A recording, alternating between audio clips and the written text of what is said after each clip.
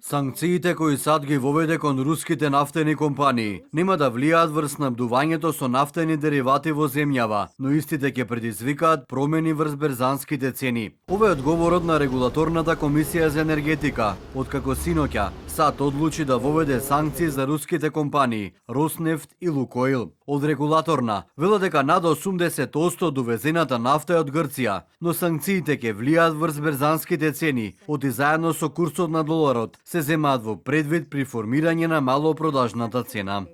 Согласно годишниот извештај на РКЕ за 2024 година, трговците на големо со сурова нафта, нафтени деривати, биогорива и горива за транспорт го вршеле увозот на нафтените деривати во земјава од 11 држави, при што најмногу нафтени деривати били увезени од соседните држави, и тоа од Греција 85,98%, од Бугарија 10,49%, Албанија 2,27%, Србија 0,96%, Црна Гора 0,15%, Романија 0,09% и мал процент на увоз од други земји.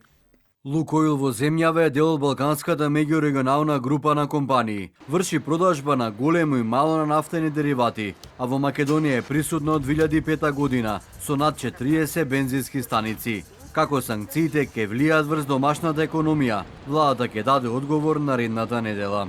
Во овој момент, меѓуинституционално се анализира ваквата одлука, какви би биле ефектите на истата. Ќе информираме во текот на следната недела.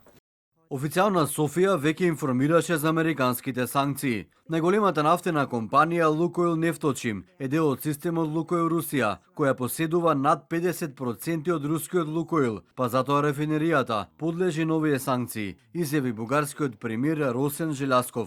Бугарија мора да донесе одлука до 21 ноември, но рафинеријата која долго време не работи со руска нафта, мора да продолжи да работи, дополни Желјасков. Санкциите предизвикаа внимание и во Србија, каде што Лукойл е втор најголем синџир. Тамошните експерти велат дека санкциите индиректно ќе отежнат положбата и на нафтената индустрија Србија, која делум не во руска собственост. Од Лукойл Србија соопштија дека компанијата моментално работи нормално, без ограничување во снабдувањето, транспортот или плаќањето.